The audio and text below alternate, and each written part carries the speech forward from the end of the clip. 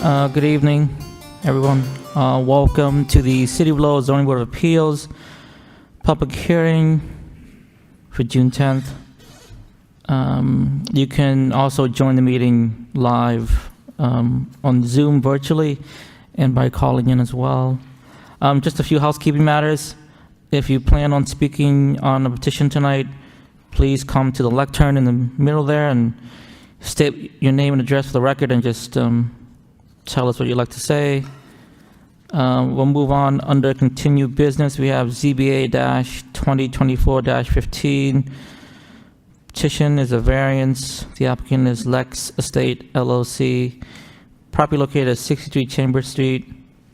The applicant has applied to zoning board of appeals seeking a variance approval to demolish a pre-existing non-conforming 6-bay garage and construct a 6-unit townhouse style development at 63 Chambers Street. The property is located in the traditional neighborhood multifamily TMF zoning district and requires variance approval under section 5.1 for relief from the usable open space requirement and under section 6.14 for relief from the off-street parking requirements and for any other relief required in the Lowell zoning ordinance. Good evening, Councilor. Good evening. Attorney Catherine Flood here on behalf of Lex Estates LLC. Tonight, here with me is Matt Hammer, who is the engineer and the manager of the LLC, Robert Burge. We are here tonight requesting variances for usable open space and lot area per dwelling unit at property located at 63 Chambers Street. The property is located in a TMF zoning district. It consists of approximately 7,107 square feet of land with 2 existing non-conforming commercial structures which consist of 12 garage units. The applicant intends to demolish the existing non-conforming structures and construct 2 new 3-unit buildings on either side. The proposed development is an allowed use in the TMF district and is in line with the multifamily zone and in line with the objectives set forth in the master plan. The plans that we originally submitted showed 6 units with 3 bedrooms each, and we were requesting a parking variance. Based on comments from the neighborhood, we have revised that to be 6 units with 2 bedrooms each, so we meet all parking requirements. On May 6, 2024, the city voted the master plan that outlines the city's objectives moving forward. The objectives are as follows: to densify, make more housing more affordable by building more, to make sure there are enough homes for everyone. The city needs more density throughout the city, not just in downtown. Be resource efficient. Multi-unit development require less land, water, and energy than single-family homes. Add to the housing stock. Part of the master plan goal is to increase the housing units by 3,150 by 2030. Add more starter homes, such as townhomes. Add more multi-unit housing in close proximity to the Gallagher terminal and bus stops to provide access to commuter rails. Add more housing, since the rate of new housing is not meeting the needs of Lowell's growing population. Reduce impervious surfaces and install green infrastructure and manage stormwater runoff. Beautification of sidewalks, trees, and landscaping. Increase tax revenue and generate more resources to maintain quality public services. Reduce the heat island effect by buildings casting shadows on roadways such as Chambers Street and adding additional trees. Add growth in already dense areas to support walkability in neighborhoods. Increase accessibility to parks to provide safer parks, such as building townhomes in between 2 areas owned by the city of Lowell. Based on the above, this development satisfies the objectives set forth in the master plan signed and endorsed by the city of Lowell. Therefore, we would request that the variance be approved. Prior to filing the application, we met with the planning department and the building commissioner to discuss alternatives and options on this site. They indicated to us that it was a strong project. They worked with us to design the streetscape to make sure that it is in compliance with what the city wants. They further said that it aligned with the master plan.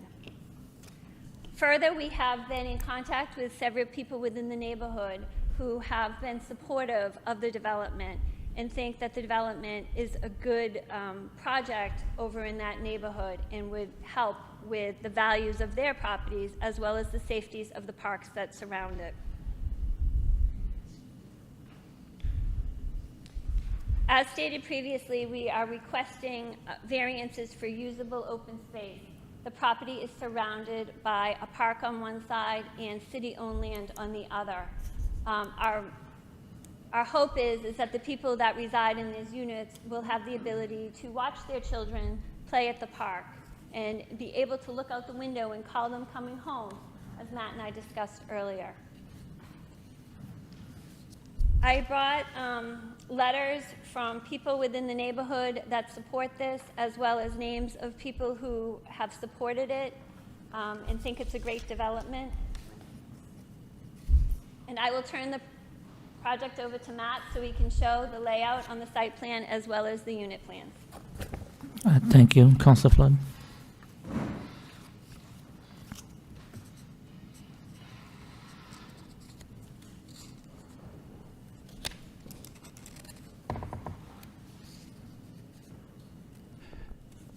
Good evening, Chairman and members of the board. I'm going to go through the site from the existing plan so you can get a full scope of the overall development from its existing conditions to the development plan.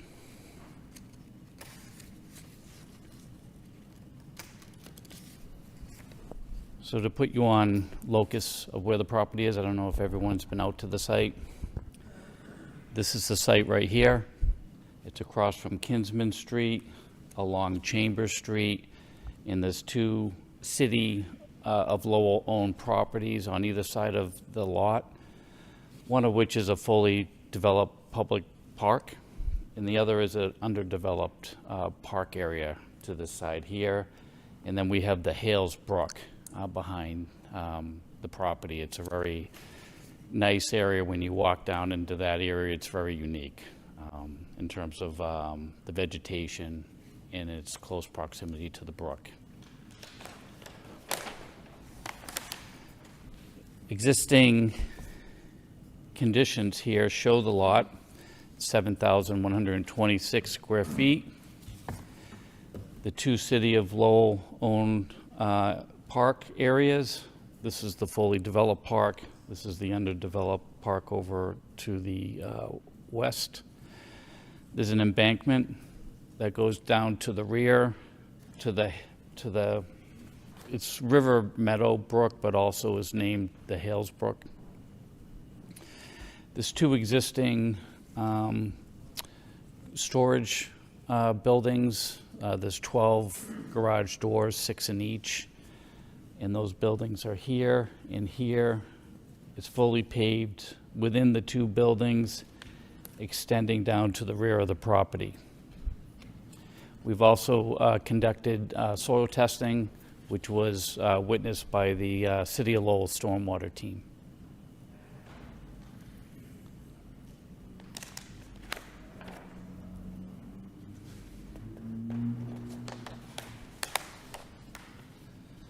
So the layout of the project, I'm going to put up the rendering for this portion.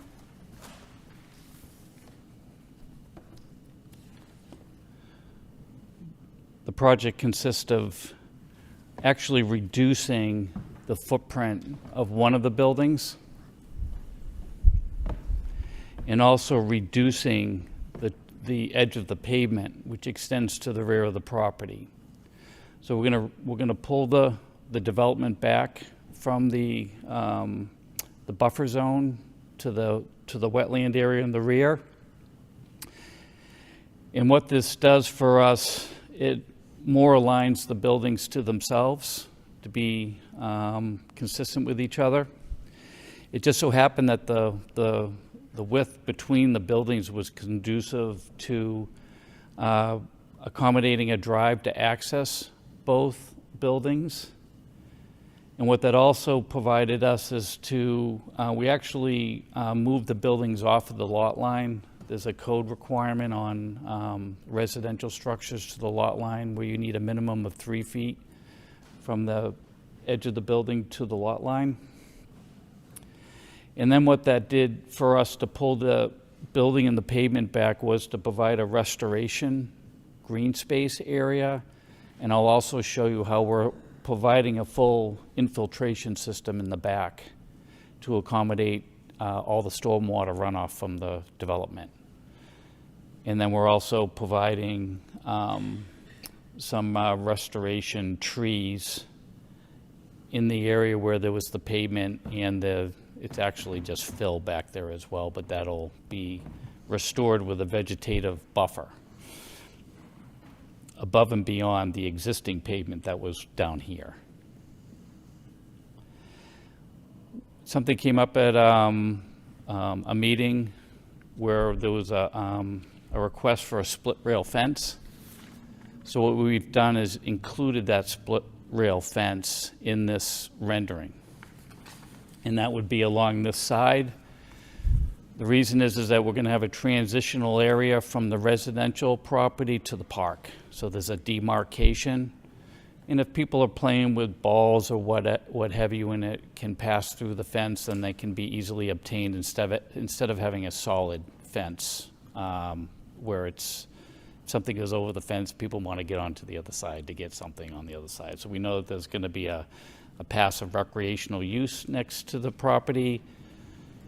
If you go out to the property, you'll see a transition from vegetative open space, a walkway, and then a transition into recreational use in the way of a basketball court and so on. There's benches and very high quality open space directly next to the property. Didn't feel that the split rail fence was necessary on the other side. It wasn't something that came up. And then we have a underdeveloped park on this side of the development over here. There's going to be walkways here, not separated by like curbing, wasn't necessary. In front of the garage bays here, and then that walkway stops where the 2 entrance doors come out for the last unit and the end. I went over this plan with the fire department, and they approved this plan for fire department access. And then we transition out to the Chambers Street from the development. There's full snow storage here available as well.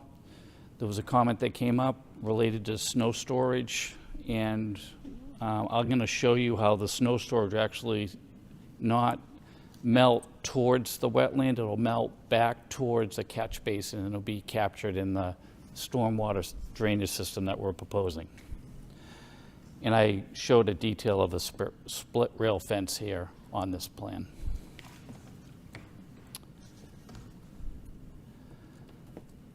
Also related to this plan, we're going to have 2 parking spaces for each unit, and they all will be at grade into the garage door for each unit here.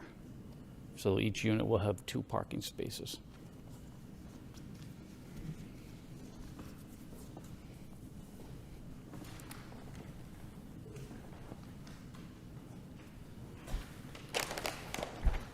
We've reviewed this project with the City of Lowell in terms of the utilities, the stormwater methodology, and essentially the drainage comes down to a low point here to a catch basin and then goes into a subsurface infiltration system.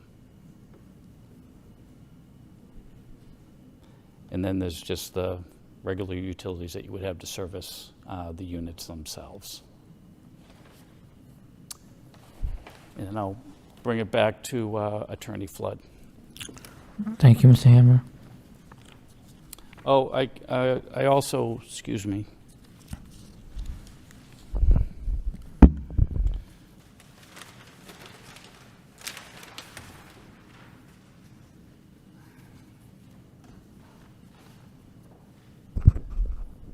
These are the architectural drawings.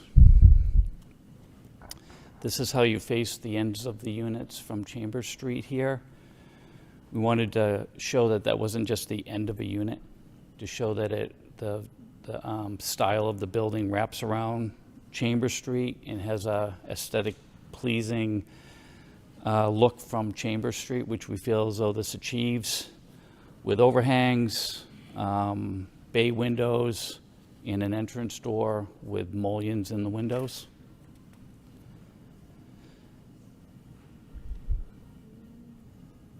This is the end of the unit here, similar in the way that looks.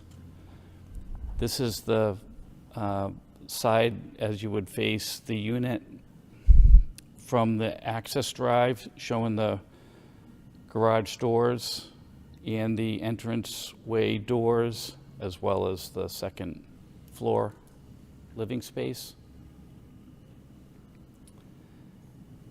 This is the rear of the building here. This would be how you would see the building from the park. And this building does incorporate the split rail fence in here as well.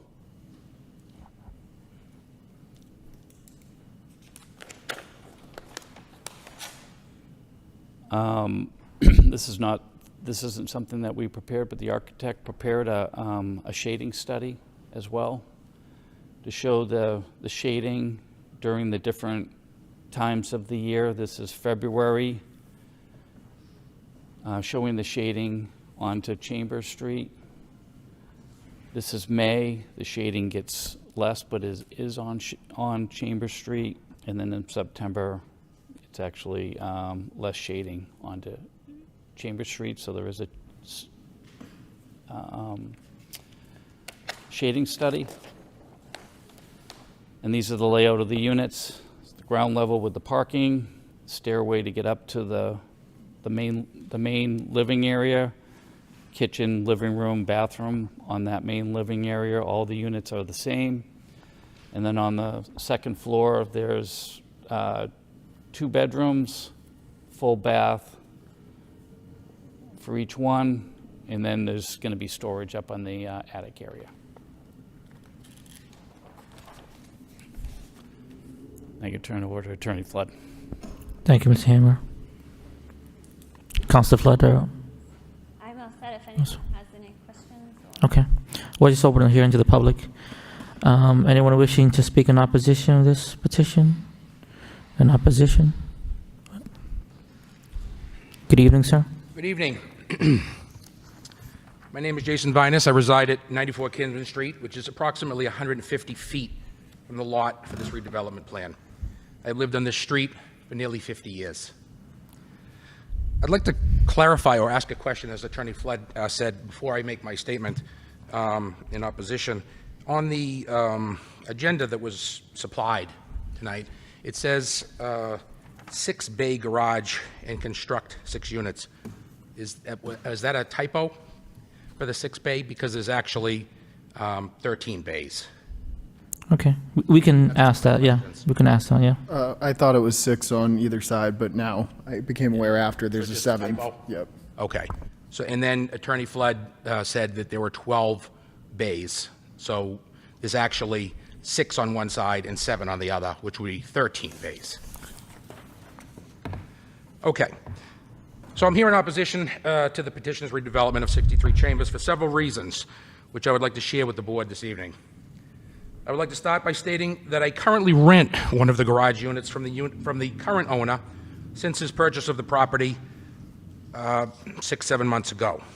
However, I have been renting this garage space for the last 25 years from the previous owner.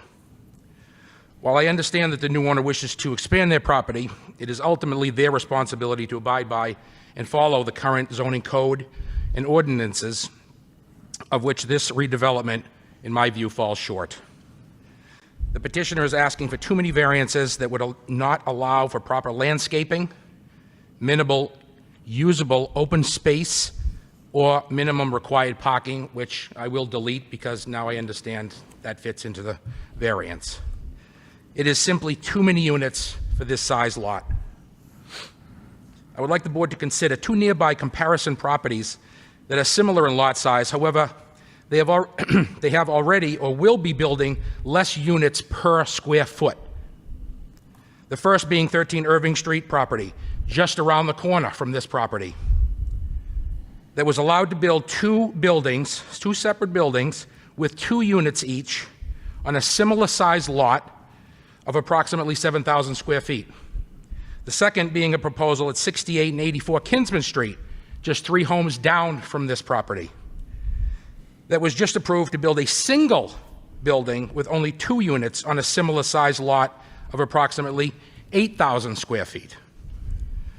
I would like to reiterate that I am extremely concerned about the city approving this petition as presented.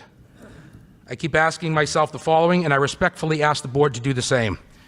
How can the city approve a 3-foot side setback to an almost 35-foot tall building? How can the city approve a 2-foot front setback to an almost 35-foot tall building? How can the city allow an existing beautiful park mural that is painted on one side of these garages to be knocked down, just simply knocked down? How can the city allow not 2, not 4, but 6 units to be built with less than 140 square feet of usable open space?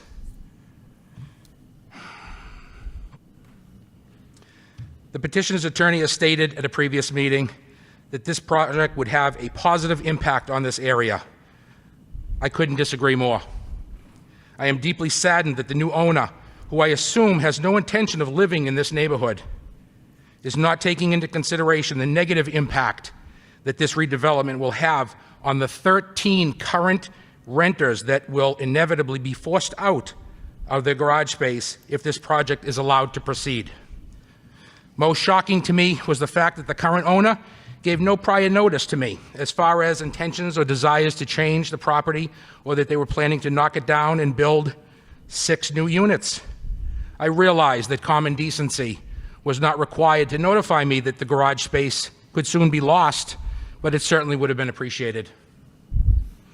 I would like to recognize and appreciate the fact that the pre-planning and design of this project was quite extensive, and that the building, while looking nice in design, in my opinion, does not appropriately fit within this small lot or this neighborhood. Its size and scale compared to what is currently there is overwhelming. Going from basically a 10-foot tall building on both sides to 35 feet, more than 3 times what's there now. Basically 2 walls you're building. I am certain that this board is well aware that the back central area is a very active and congested space, limited on parks, landscaping, space between homes, and most importantly, parking. Yes, I would be sad. It would be sad for me to lose this garage space that I have had for so long. But I hope that this board will do the right thing by preserving the character of our back central streets, as well as consider the negative impact a project of this size will have on the nearby residents and families who actually live in this area every day. I thank you for allowing me to be heard and to voice my concerns. Thank you, sir, for your comments. Anyone else wishing to speak in opposition? Good evening. Good evening. My name is Arthur Vinus, and I live at 94 Kinsman. I also have been renting the garage for 25 years. A building that size is ridiculous. The parking over there is already bad enough as it is. You're going to have a lot of overflow parking in that building. Where are they going to go? You're forcing me out, you're forcing my brother out, and 4 or 5 other people. There's no place to park. In the wintertime, it's even worse. I could see a 4 townhouse unit there with overflow parking on its own parcel, like they're doing on 68 Kinsman and 84 Kinsman. I just don't get putting a big, huge building on such a small piece of land. That is it. Thank you. Okay, thank you, sir, for your comments. Anyone else wishing to speak in opposition? In opposition? In opposition, seeing none, that portion of public hearing is closed. Anyone wishing to speak in favor of this petition?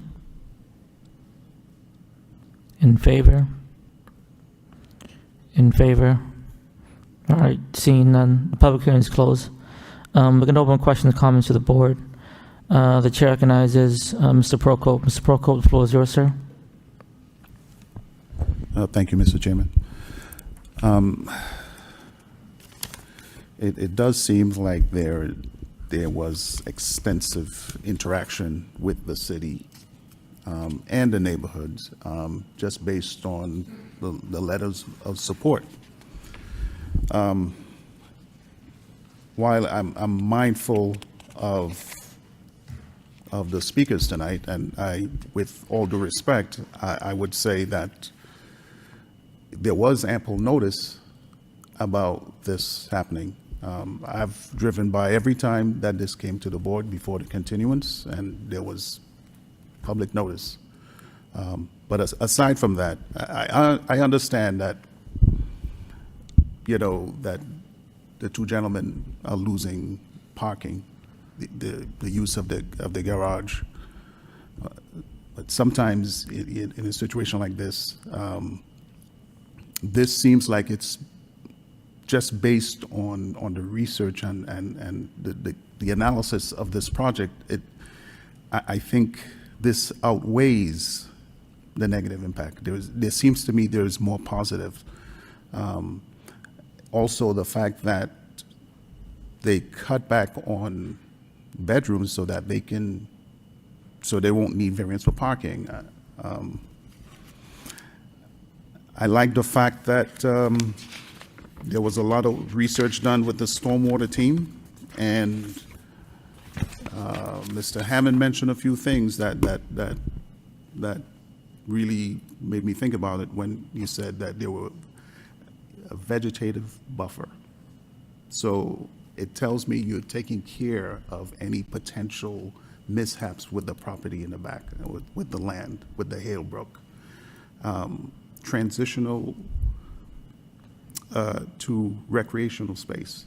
You are building an infrastructure where families who are there can get to the park to make things safe.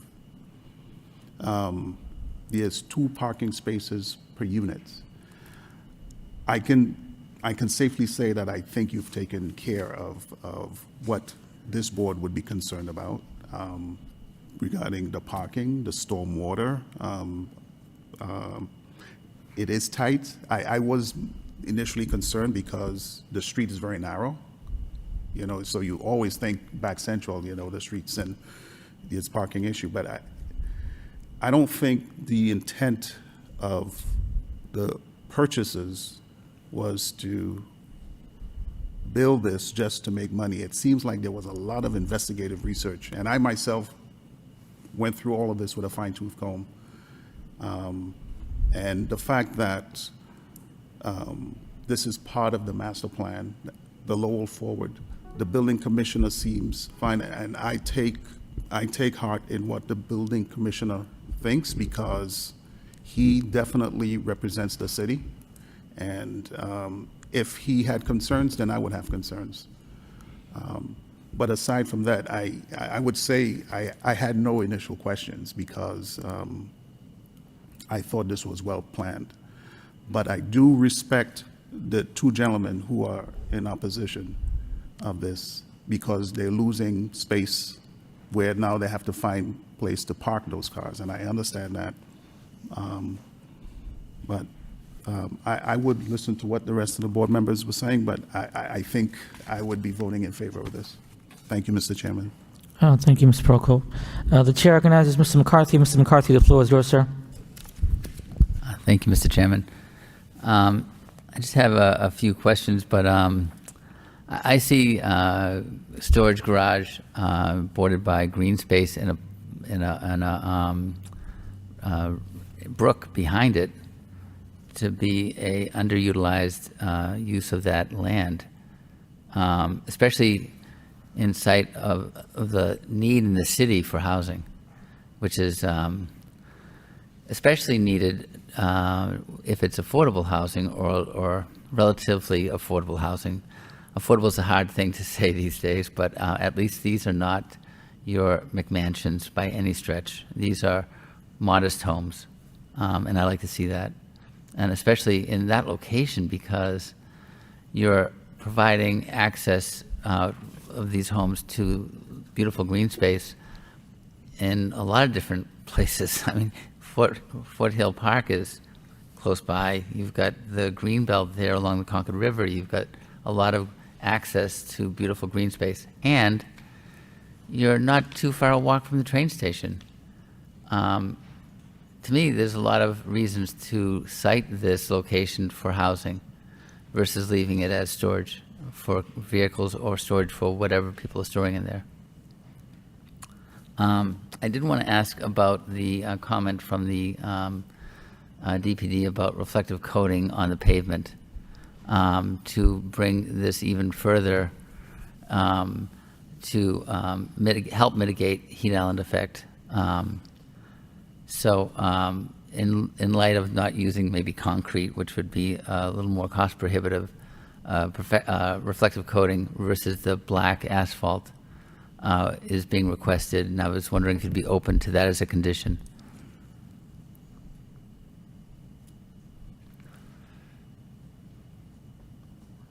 Yeah, that would be fine.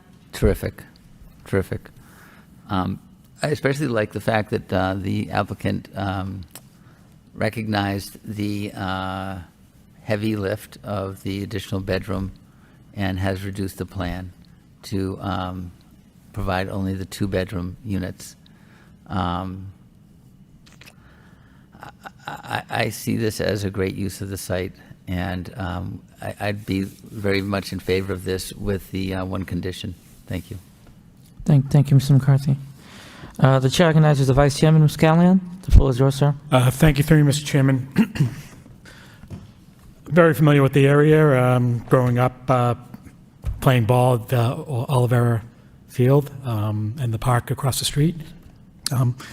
It's a tight squeeze. It's and there's a lot of multifamily homes there, and even more. I believe there's a couple 4-unit homes in the area that the lots are well less the size of this one. And I understand the frustrations of the neighbors who spoke in opposition, but the owner, it's their property, they can do what they want with it. That being said, I can understand the special hardship as far as the layout of the lot and the way it's situated. It's the only lot that's available on that side of Chambers Street. The rest is all owned by City of Lowell, but I think there's like one small little piece up the front end of the street. I don't know who owns that, but it's very small. But with that, Council, can you just go over to me? I think some of the people, one of the things that you're asking for, I mean, with the 6 units on the one lot, as far as special hardship is concerned, other than the topography of it, is there anything else as far as special hardship that you can go over? Like, I guess, Frank, more on lines of why 6 units? If you're asking for, the land area per dwelling unit with being 4,000, it's a 7,000 square foot lot. You're covering most of it. Why 6 units? Why can't you just do like a one multifamily building that covers it, and you're covered in zoning to that point? Our intent is to demolish the existing structures and build within the footprint. We are actually making it less non-conforming because we're pulling it up from the back, so there's more area in the back to have green space and trees and pull it away from the wetlands, and also implement drainage, which will help. But the reason we're doing it is to build within the current footprint. Okay, but I think my point being, as far as the variance, and I'm going through the variance criteria, one of them being special hardship, and if all you need is 4,000 square feet to cover the minimum land area per dwelling unit, why can't you just put one structure on there, 4,000 square feet, that's like a multifamily unit? Why do we need six dwelling units? Because that seems to be the problem, is that you're asking for a variance on 6 different dwelling units when you can just have one that's one multifamily unit that's there. I think that's where I'm trying to I'm trying to get at, so, So it's the wetlands in the back, yep, building within the current footprint, so building within the current setbacks, and the shape of the lot as to what we can fit. Okay. We sat with the planning department multiple times Yeah. trying to see what would be a good fit of this lot, and that's Okay. where we came from. No, I get it. So you're saying because of the wetlands in the back, it's preventing you from doing a one-unit, or maybe Mr. Hammer can answer that, I guess, or if it's that. I think one of the aspects of this property that should be recognized is this could be 13 contractor garages. So it's a less intensive use and a better use of the space that would warrant granting the variances for just 6 individual affordable dwellings instead of going back to what it is now, which is still to utilize that pre-existing, more of a light industrial use in a residential neighborhood. Okay. No, I just wanted to clarify that, and it sounds to me, especially like you mentioned, the wetlands in the back that are probably preventing, that adds on to this, to the special hardship.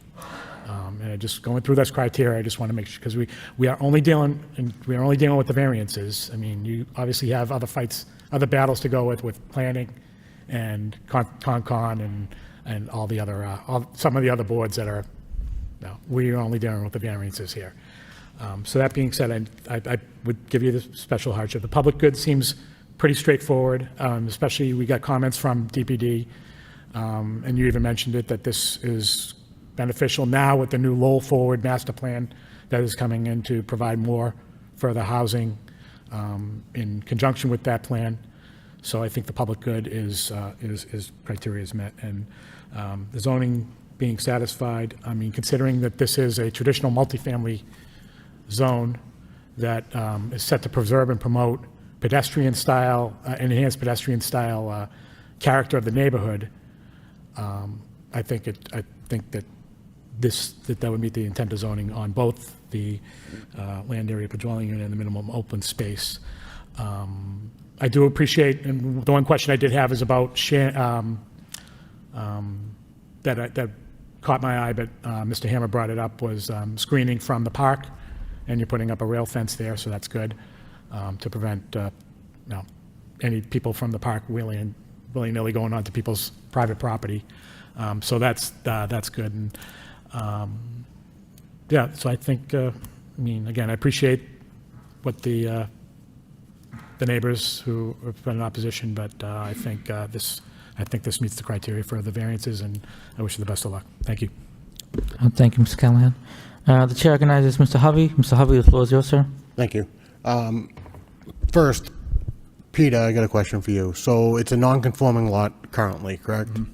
Once the structures are removed, that doesn't remain a non-conforming lot, correct? There's a special permit for 4.5.3, which allows them to build within the existing footprint. So I guess in that sense, it's now conforming via special permit. All right, so why I'm asking is, we're talking about variances, and obviously we don't need the parking anymore. They removed the closets, but we would need front setbacks and side setbacks if it's no longer non-conforming before they rebuild.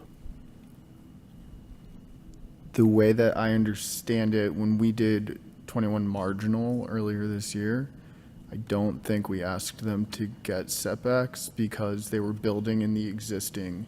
They were extending the non-conforming use and building in the existing. Right, they're extending a non-conforming use. This is, they're taking the garages out. They're not building on top of the garages, correct? Right, exactly. But when I spoke to the building commissioner, because they're literally building in the exact same footprint, the setbacks don't need a variance. Okay. Another quick question, and this is on the, not for you, Peter, it's on the architectural plans. It says here that on the third floor it's 46 feet. I'm guessing that's an error. It's supposed to be 72.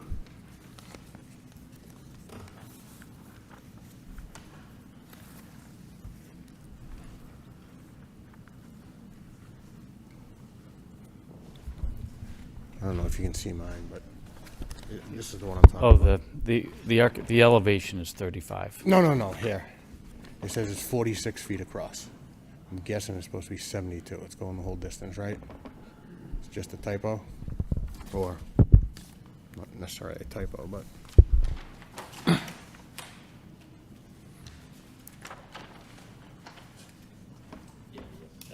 Okay, all right, so it is 72. It's 72. Okay, beautiful. So I sympathize with the folks renting the garages now. That's not something we can really take into consideration. I think this lot is prime for development. I think housing in this situation would be greatly utilized, and it's needed throughout the city. My concerns are we're asking for just under 17,000 feet of relief on lot area per dwelling unit. So we're under 30% of required square footage. Then we have 0 usable open space. I get that there's parks on each side, well, a park on one side and green space on the other, but you know, I was reading through our zone ordinance. We really can't take into account budding properties as far as what we consider usable open space. So my concerns are we have under 30% of required lot area. We have 0 usable open space when we need 3,000. So we'd be granting 3,000 square feet of relief there. I appreciate taking the closets out to remove that 3rd bedroom, but the rooms still stayed the same size. Whether they use it for storage or not is really not something we can debate here. So then we fall back to, well, does it fit with the master plan and Lowell forward? And I think it does fit both of those. However, the problem we're running into is Lowell forward in the master plan hasn't addressed the important part, and that's our zoning conditions. So while I agree this is all needed, what we're bound by is this lot needs 24,000 square feet. It has 7,100. There's nothing in, you know, Lowell forward is going to address zoning. At this point, it hasn't. So then we fall back onto the conditions that were mentioned earlier. Special hardship. I don't see, just because it's a small lot, we can offer, okay, you got a special hardship because it's small. Then we go to intent of zoning. Well, the intent of the Lowell plan and the master plan, yes, this would fall under, but the zoning we have to go by is what's on the books. And they have a specific reason they want 4,000 square feet per dwelling unit.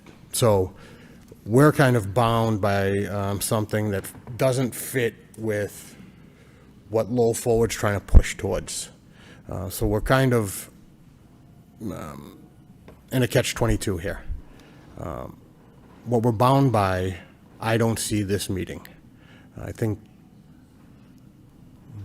this could be used in a different way. I'm not going to get into why you're doing, you know, A versus B. I'm sure there's reasons behind the plan the way it is. I just don't see the hardship. I think, you know, detriment to the public good, absolutely not. I think this was great for the public. I think if this was a smaller project, it would be more stomachable in my situation. I just think we're asking too much. If we're not even at 30% of the required square footage as far as lot size, and we take this project out of Back Central and stick it in a different neighborhood, there'd be an outcry. And you know, we have to be consistent. We've voted against projects that didn't ask this much, so I can't, in good conscience, support this at the size it is. But I do think this lot can be developed and for housing. I just can't, in good conscience, approve something this size. Thank you. All right. Thank you, Mr. Harvey. The chair recognizes Mr. Nixon. Mr. Nixon, the floor is yours, sir. Thank you, Mr. Chair. I have a concern about the lofted area as well. It states on one paper that, they were going to be a third bedroom, but now it's just considered a storage unit. Are those going to be finished areas upstairs? I believe that they would just be open space on the third floor. No bedroom, maybe put an office up there to work at home, but not bedrooms, based on the parking situation. Yeah, but that's not the concern because legally it's a bedroom. It's over 7 feet 3 inches high, the walls, and it's got 70 square feet. So it's legally a bedroom. So once it's built, it could technically be sold or rented off as a 3-bedroom. No. And Sorry, we're coming in for a 2-bedroom development. It would need to have a closet in order to qualify to be a bedroom. you don't need a closet anymore. That changed in April of 2022. Okay. Yeah. So we're not going to be marketing them or doing anything pertaining to it being a 3-bedroom. We are sticking to a 2-bedroom. If someone works from home, like I said, they could do an office on the 3rd floor, a playroom for kids on the 3rd floor, but not a bedroom. So are these rentals or are these? We haven't decided yet whether they're going to be rentals or they're going to be sold. They haven't decided. The developer's not sure yet which way he wants to go. I mean, I think the storage units being that high and that size could be minimalized so that would avoid that issue in a sense. We spoke with Dave Fuller pertaining to the height, and I received an email that I submitted through the planning department that he said that the height is an acceptable height for this. I don't know if it was given out to everyone, but there was an email from that. It would just avoid it being turned into a 3rd bedroom in the future. That's all. That's my biggest concern with that. Is then and then there you go. You have parking. So then you have more parking spaces than if it was a garage. People are renting. Now they're on the street, and there's congestion upon congestion. That's kind of a big concern everybody has with new construction. I'm all for new construction. That Lowell needs it. Everyone needs it. So it's that's just a little bit of a concern though. So. Unfortunately, I can't control what happens after. Exactly. Our intent is that these are 2-bedroom units. That's what we're here to get approval for. That's what, if we get it approved, the decision was stay, and that's if they are sold, that's what they would be sold as. Okay. And we did that based on the concerns of the neighbors pertaining to the parking over in that neighborhood. We reduced it from 3 to 2 bedrooms. Okay. Thank you. Thank you, Mr. Nixon. Attorney Flood and Mr. Hammer, thank you for that presentation. Very thorough plans. I know myself and my colleagues appreciate that. And Mr. Viners, the neighbors, thank you for coming out this evening. I know it's not a pleasant time for you. I do believe that this project meets the criteria for the variance that they're seeking. There's a lot in the works in this neighborhood. I know it's a very tight, congested neighborhood. Today we're here just for the variance. And again, I think this proposal is a good reuse, repurpose of the lot and the site. I think it really falls in line with the master plan. And, I'll quote one of the comments here. It says, the proposal will fulfill the master plan goal of building a diverse housing option throughout the city. Could you have gone bigger? I think you could have. So I think you scaled down, like you said, from 3 to 2 bedrooms. And obviously you could have asked for more units too, not just 6. So I think, Attorney Flood, Mr. Hammer, I think you are trying to work with the cities and neighbors, trying to, work in line with the intent of zoning and the characteristics of the neighborhood. So I'll be voting in favor of this. Any other comments from my colleagues before we move forward with a vote? And then you're okay with the condition we talked about, right? Yes. Okay. Seeing no, Mr. McCarthy? I just want to make comment that this applicant has reduced pavement and reduced impervious cover. So the footprint of the buildings are smaller. They fit height requirements for zoning, so they don't need a variance for height. And we have less pavement, and they're mitigating all of the drainage on-site, which isn't being done today. So there's a few pluses here for sure to develop this in this direction. And the green space on either side is significant. These are not small green spaces that are easily accessible, that are parks and land owned by the city that are now accessible to mitigate the reduction in open space for each one of these units, in my opinion, which is a rarity that sites asking for a reduction in usable open space have that amenity adjacent to them on two sides. So I just want to make sure that that point is driven home, because it's a rarity that we get projects like this. Thank you, Mr. McCarthy. If there's no further comments by my colleagues, we move forward with a motion.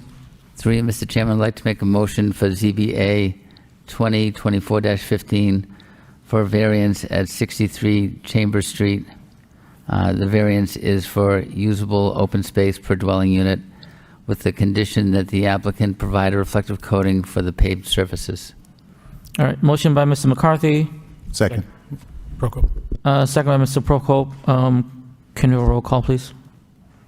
Chairman Peck, Approve with condition. Vice Chair Callahan, Approval conditions. Member McCarthy, Approve with condition. Member Prokop, Approve with conditions? Member Hovey, Deny. Member Nickerson. I approve with conditions. All right, you've been approved. Wish you the best of luck. Thank you. Thank you. All right, moving on to our next item on the agenda. We have ZBA-2024-16. Petition is a variance. The applicant is Samuel Barbara, property located at 85 Seneca Street. The applicant has applied to zoning board of appeals seeking a variance. Approval to create a parking area at 85 Seneca Street. The subject property is located in the traditional two-family TTF zoning district and requires variance approval per section 6.110 for relief from the maximum curb cut requirements and minimum driveway setback requirements and any other relief required in the Lowell zoning ordinance. Good evening. Yeah, you want to just tell us your name and about your project? Good evening, Samuel Barba. Good evening. Good evening. Can you just make sure to speak into the microphone so we can hear you when you speak? That's just. Samuel Barba. Yeah, thank you. So you want to just tell us about your project, what you're doing, what you plan on doing?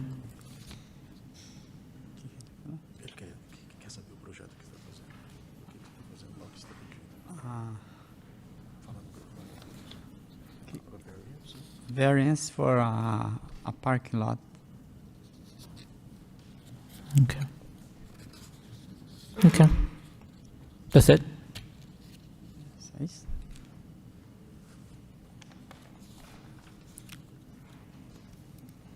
That's it. Okay.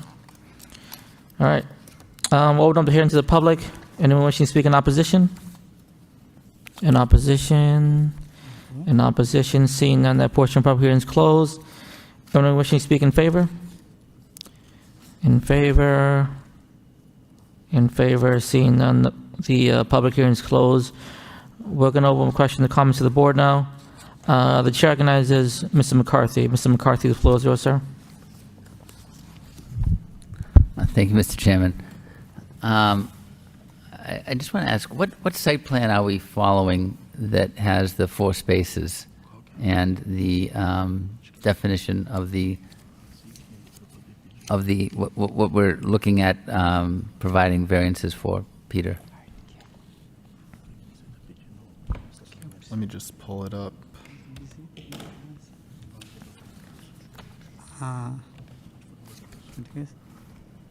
Porque eu preciso de mais espaço por causa de visita que vem em casa. He's requesting the 4 spaces for a better utilizing of the space that he has there.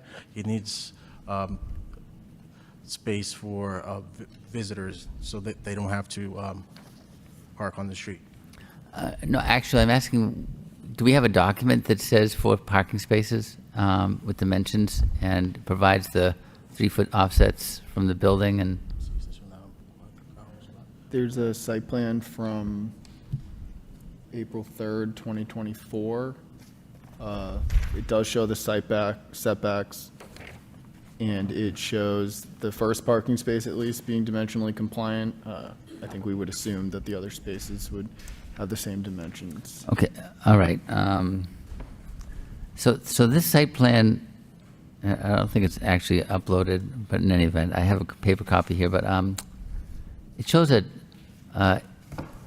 18-foot wide parking space by 8 feet, 8 foot wide by 18-foot deep parking space, but it shows a 12-foot drive aisle. So you're basically negotiating backing into this drive aisle with only 12 feet,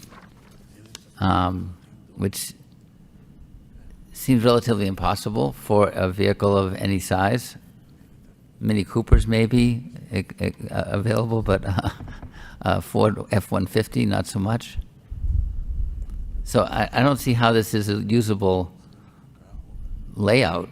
First of all, that's a parking space that's only 8 feet wide. You can't get in. It's not a reasonable site plan, in my opinion, that's going to be built because you won't be able to park like that.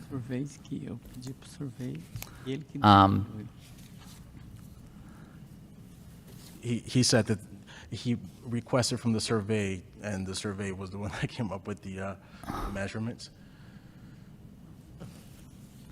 All right, well, in my opinion, this is, this is not going to make, there seems to be a problem here with developing this site plan to make sense, to work. I don't know if it's something that you're trying to give us the answer that you think will give us the variance and just giving us something that gives you the most green space, but it's not a workable site plan. It's a 12-foot drive aisle for an 18-foot wide parking space doesn't work for any vehicle other than a Mini Cooper. Because I owned one, I know how they're pretty tight. He's saying he can ask him to redo it. Yeah, I think you need to have a usable site plan that tells us the story of what you're going to do there, that we can actually say, you know, works, and we can condition, and you'll build. It's frustrating. This is, and it's also showing, I think, 5 spaces. If you have a stone wall and 18-foot dimension in that first block, but that's part of your space that you're saying is proposed parking area, so that would be a 5th space. In my opinion, that's how I would read it, even though it's not numbered number 5. He just needs the space. If the measurements are off, he can ask the surveyor to maybe do a new plan. Yeah, well, I think we need a usable plan that shows if you're going to have 4 spaces, only show 4 spaces, and if you're going to have a backing out space for the vehicles to negotiate, I'm guessing it has to be 18 to 20 minimum. It can't be 12, even though I think a one-way drive is allowed, but a backing out space has to be something closer to 18 to 20 feet minimum. Otherwise, you're backing onto the grass and the stone walkway in order to solve this, and we'd be approving something knowing full well that you're not going to negotiate those spaces in 12 feet with any vehicle other than a small one.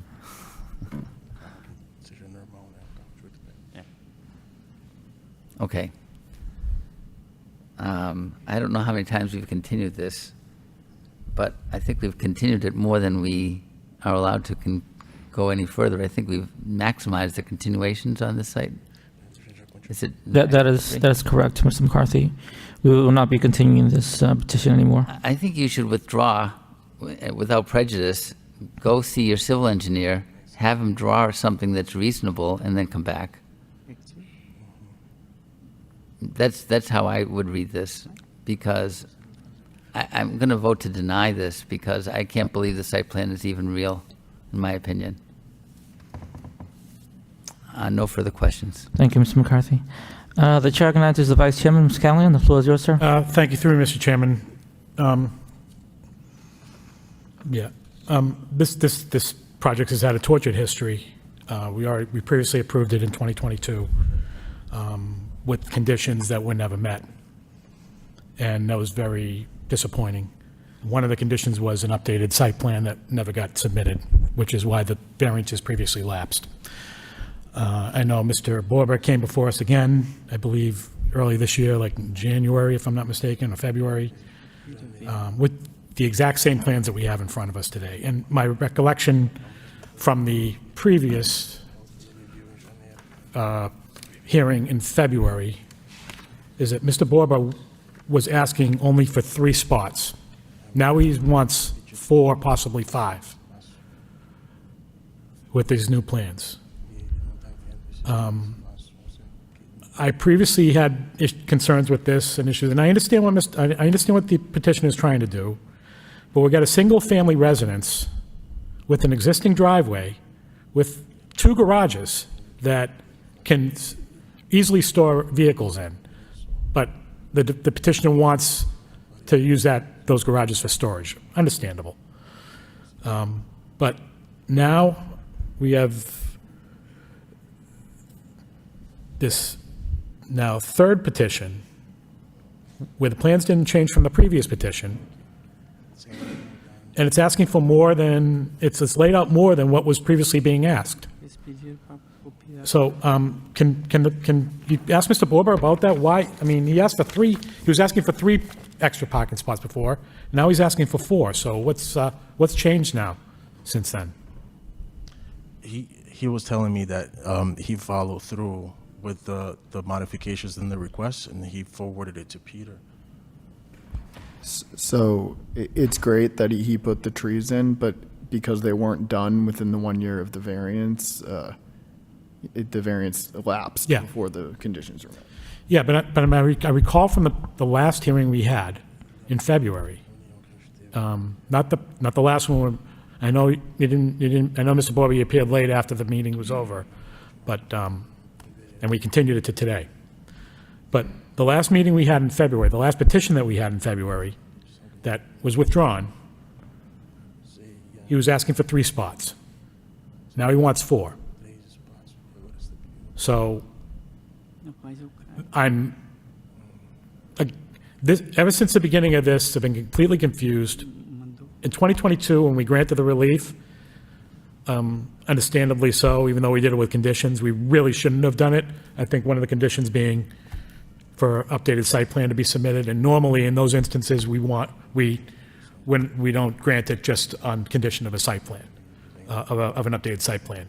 That's our fault, but he didn't follow through those conditions anyways. The variance has lapsed. Now here we are on a third go-around with a site plan that hasn't been changed, that hasn't been updated, and is asking for more relief than what we were previously told. So, I'm sorry, but my patience is wearing thin on this. I understand what Mr. Bowe was going to do, and again, in the end, it's asking for something that already exists. He has plenty of parking. It's a single-family residence. He just doesn't want to utilize the parking that he has there, and I know why he wants it. I understand he's got roommates there, other people who come by, but I'm just not going for it this time. It's been enough. I think that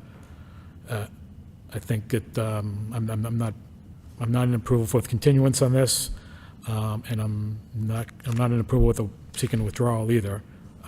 I just do not see myself supporting this petition at all, based on the history of what's gone on and what's before us now and what was. That's all, Mr. Chairman. Thank you. Thank you, Mr. Callahan. The chair recognizes Mr. Hovey. Mr. Hovey, the floor is yours, sir. Thank you. Yeah, just I was going over this coming up to the last couple of meetings. And back in September 2022, we were asked for 2 cars, a stacked driveway with 2 cars. The board gave some leeway, and from some discussion, we got that up to allowing for 3 cars on the stacked driveway with site plan and tree planting. Obviously, that was disregarded. We went ahead and made the whole side lot parking area, so that's why we're back here. We approved stacked parking, and now we're here with a parking lot in a single-family dwelling. I'll agree with Member McCarthy. The site plan leaves a lot to be desired. It looks like it's 50 feet long. Quick math, 4 spots, that's 32 feet. Then, so you have 18 feet left over, so you're really at 6 spots that you could fit in here, while the site plan only shows 4 in here. I wouldn't have approved a parking lot in a single-family lot, not only because we approved the stack, but like Member Callahan said, there's other options. There's 2 garages and driveway that these cars could be parked in. I'm not going to say what you can or can't do with your garage space. You choose to use it as storage, absolutely within your rights, but then don't come and put a parking lot because there's no options. There are options.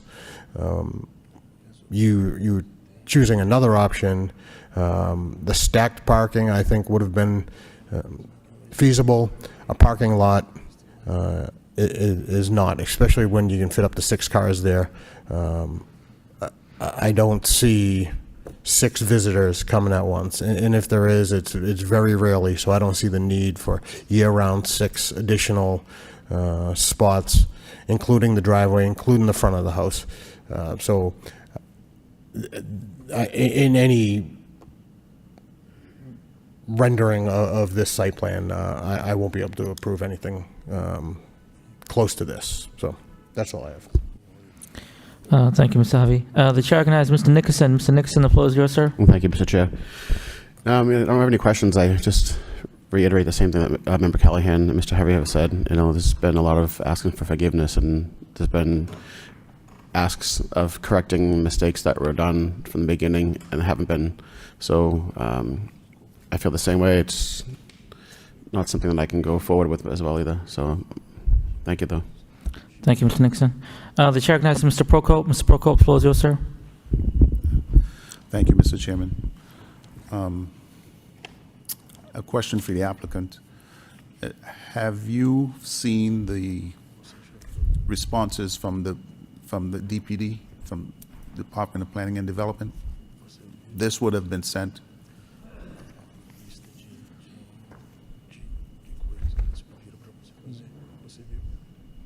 Yes. You did? Okay. So if this has been received, and again, from all intents and purposes, it seems like nothing has been adhered to. I am reading here that the applicant was ticketed for the parking area being out of compliance with zoning.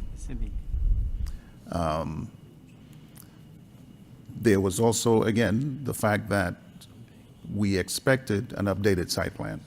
And this has been going on since 2022. I know the last session, no one attended the meeting. And it just seems that it's what we're requesting is not being adhered to. If this was to go to a vote tonight, I would deny it. So my question is, if the applicant considers redoing the site plan and resubmitting a new plan to this board, I think you would only have one option, in my opinion, is that you withdraw or we deny this. That's it, Mr. Chairman. Thank you. Thank you, Mr. Prokop. Mr. Borba,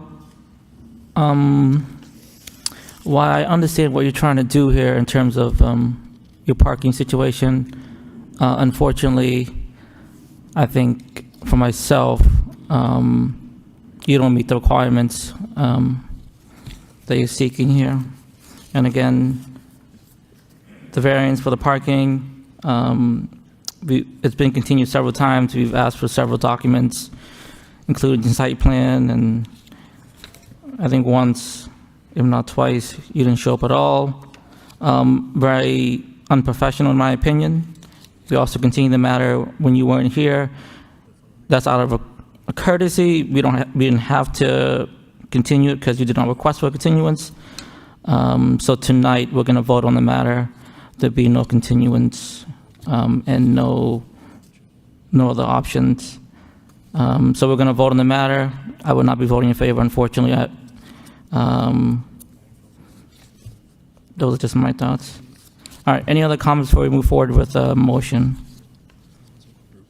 Seeing none, can I have a motion, please? Mr. Chairman? Yeah, Mr. Vice. The applicant wants to offer withdrawal, then we have to either accept his withdrawal or not. So if he wants to be given that option, we can give him that option.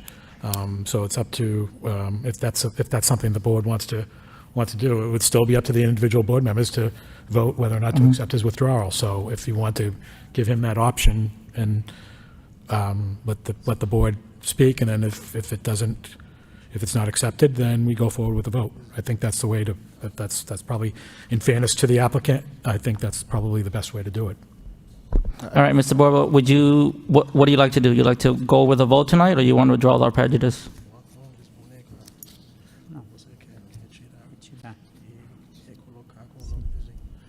So he will withdraw, have a new design, a new plan, and resubmit. All right. I just want to say, too, just to make sure, while the translator's here, means we have to do the whole thing over again, new legal ad, new request for permit sign. I think we're well versed in this now, though, so. All depends on the vote. So, All right. Can we have a motion to withdraw without prejudice? 3, Mr. Chairman, I'd like to make a motion for ZBA 2024-16 for variance at 85 Seneca Street to be withdrawn without prejudice. Motion by Mr. McCarthy to withdraw. Second. Second by Mr. Prokop. Can we roll call, please? Chairman Peck, Denied. Vice Chair, deny withdrawal. Member McCarthy, Accept withdrawal.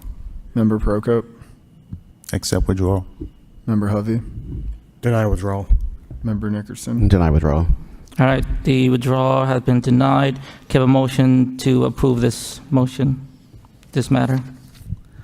3, Mr. Chairman, I'd like to make a motion for ZBA 2024-16 for variance at 85 Seneca Street. Motion by Mr. McCarthy to approve, second by the Vice Chairman. Can we roll call, please? Chairman Peck, Denied. Vice Chair Callahan, Denied. Member McCarthy, Deny. Member Prokop, Denied. Member Hovey, Deny. Member Nickerson. Deny. All right, you've been denied. Thank you for coming out this evening. Have a good night. All right, moving on to new business. We have ZBA-2024-18, a variance. The applicant is Chaya Ung, property located at 28 Evergreen Road. The applicant has applied to the Zoning Board of Appeals, seeking a variance approval to construct a second-story addition onto the existing single-family home at 28 Evergreen Road. The subject property is located in the suburban single-family SS zoning district. The proposal requires variance approval from the Zoning Board of Appeals per Section 5.1 of the Lowell zoning ordinance for relief from the maximum floor area ratio FAR requirements and for any other relief required in the Lowell zoning ordinance. Come on up, folks. Good evening. Good evening. My name is Keith, so I am a contractor hired by Mr. Chai Ong to work on his property on 28 Evergreen. He asked the board to approve. He have a really small house right now with it's like 3 teenage girls. They all need a room. So we asked the board to approve if you can go on the second floor, add 2 bedroom and a master bed up there. Okay. Thank you, sir. We have no further comments. We'll open up the hearing to the public.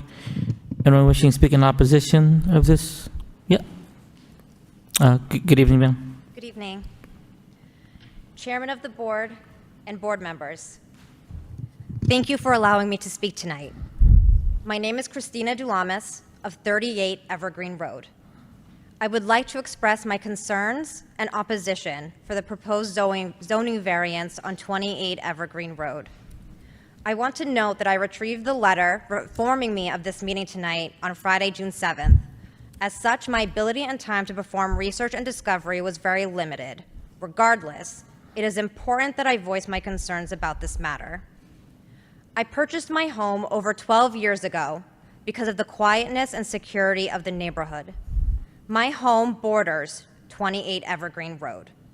The structure of 28 Evergreen Road is approximately 10 feet from my property line and approximately 13 feet from the structure of my home. It is critical to call out that Evergreen Road is a dead-end street with single-family homes on small lots. These homes were built in a way to ensure as much privacy as possible given the closeness of property lines. My concerns include both short-term and long-term ramifications. I could speak about the noise disturbance from the construction, how it will affect my job as I work from home like so many others, or the length of time this construction will take. But I would rather use this time to express more critical concerns that affect myself personally and the greater neighborhood. Short-term, given the close proximity of property lines, there will no doubt be an excess of nails, debris, fumes, particles, and such spread across the roof of my home, which is a ranch, and my land as my house sits lower than 28 Evergreen Road. This disruption will force me to remain inside my home and will disrupt my ability to perform necessary outdoor tasks such as mowing, external repairs, and other landscaping due to the close proximity of the construction. Assuming this construction would begin in the summer, where parents are home during the day and children are out playing in the street, there is a natural influx of cars parked on both sides of the street, creating an already narrow pathway for cars to get in and out. Large construction vehicles will cause further strain on this dead-end street. I have great concern about having enough room for emergency vehicles and having access to the street and also residents to get out quickly in case of emergencies. I have concern around how these vehicles will get around in this dead-end street and cause street traffic to stall as they move about.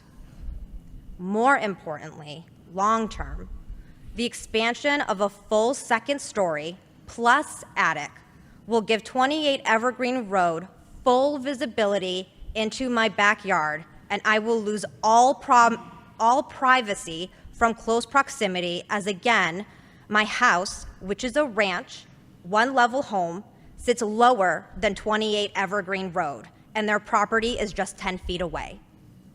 The taller expansion is likely to have negative implications to my available sunlight in my yard during this time. This expansion, which will result in a 5-bedroom, 3-bath home, which includes the study that can certainly be a bedroom, while this may serve short-term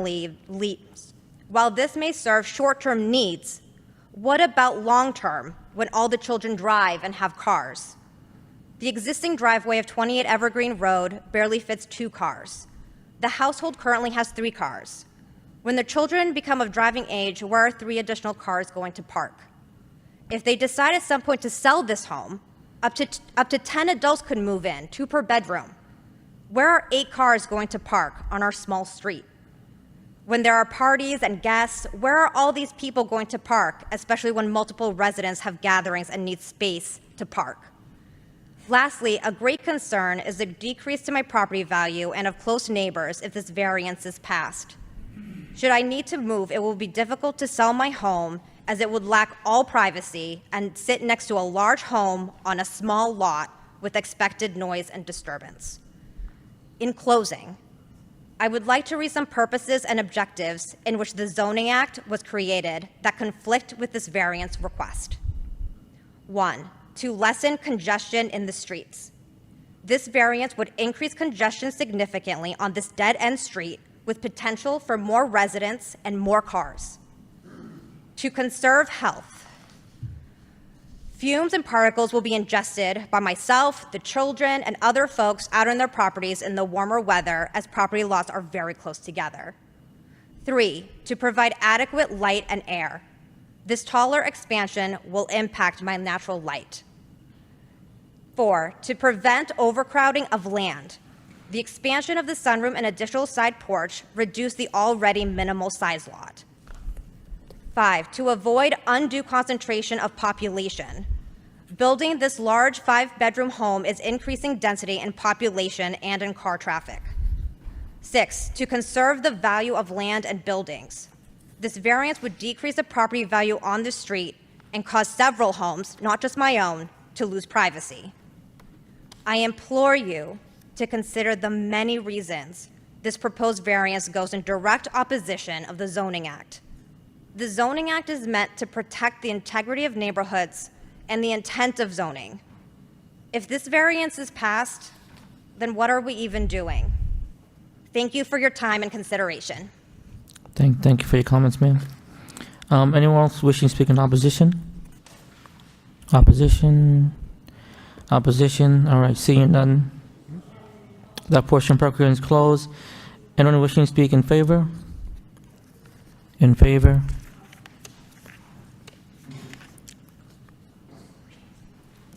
Good evening. My name is Patty Fowler. I live at 15 Evergreen Road. We have a wonderful street. We have wonderful neighbors. Christine and I, it is what it is. But the home is already like 1.5 stories high. It's not like they're going to be adding, as I understand it, a whole second floor. They'll be putting dormers in the back, I believe. It's a big family. They need some room. It's a little family street. It's a lovely street with lovely neighbors. And I hate to see it come down to this. People own homes. They should be able to do what they want. And they also should be able to say, like Christine, how it will affect her. And I hate to see it come to this. It's a lovely family. We're all lovely families there. And they own this home. They want to add up a little. It's not like there's one exactly across the street. That's all I have to say. Okay, thank you for your comments, ma'am. Anyone else wishing to speak in favor of this petition? In favor? Good evening, sir. Good evening. My name is Achai Ong. Live on 28 Evergreen Road. I asked for expansion because my family's growing. It's a great neighborhood. I just want more room for them. I mean, they're growing up. They want their separate room. They want their little privacy. So I'm trying to accommodate that instead of moving out, having them also looking for another place. We have a great neighborhood, great street. The kids can run around, play all they want, but not me being worried about cars coming by. We know every single car that comes there. I'm also a police officer that works in the Newton. So, and then we also have a fire lieutenant that's down the street pretty much. So we kind of keep the place pretty washed out. Like we know who's coming in, who's going out. So everything's all pretty much controlled in that neighborhood. And all we were just asking is just to expand this instead of moving and find a new place. Because I don't want to spend my time where you have to find a different neighborhood, you have to live in a different spot. We don't know who the neighborhoods are and who they are. So we prefer just expanding the place and trying to live there as long as we can. That's all I have to say. Okay, thank you, sir. Thank you, Mr. Ong. Anyone else wish to speak in favor of this petition? In favor? In favor. All right, seeing none, the public hearing is closed. We're going to open questions and comments to the board. The chair recognizes the vice chairman, Ms. Callahan. The floor is yours, sir. Thank you, through Mr. Chairman. I mean, I understand the concerns of the neighbor in speaking out, but reviewing the project and what's being set before us, as far as variances are concerned, the relief that's being requested is somewhat minimal. And in fact, I think the petitioner is being somewhat very,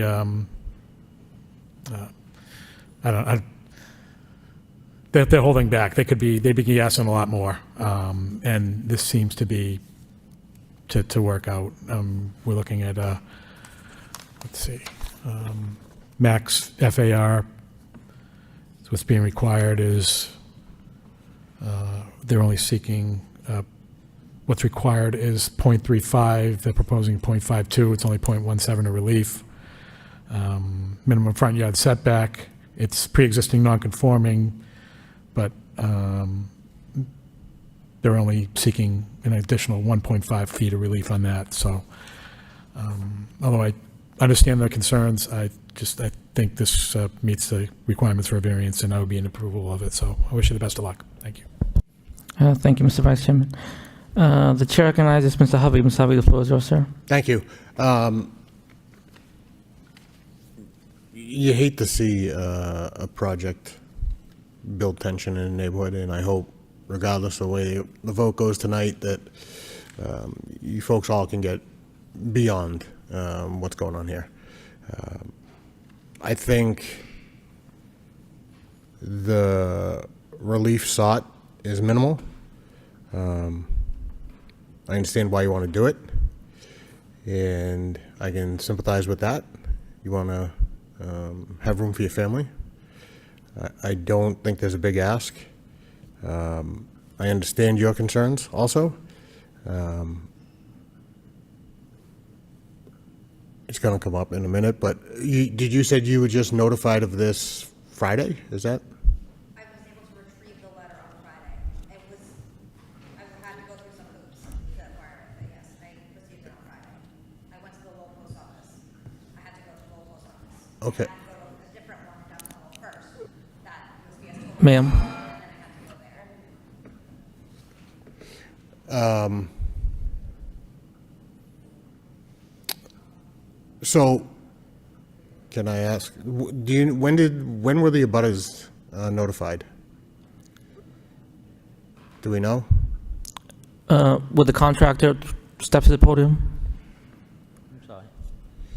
So we have an abutters list that went out on April 2nd, I believe. It was sent out, I don't remember, but I believe it was way before the 10-15 date that the requirement is. Okay. And it went out by certified mail. Certified mail? Yes. Okay. You certainly. Ma'am, if you could just come to the lectern. So the public hearing is closed, but if Mr. Hovey wants to ask questions, that's fine. Just speak into the lectern so the public can hear. Absolutely. So I received the notification on 5/29, but Okay. I work partially from home, partially I do not. So I asked for it to be sent on, and that was on a Wednesday. I asked to be redelivered on Friday. It did not.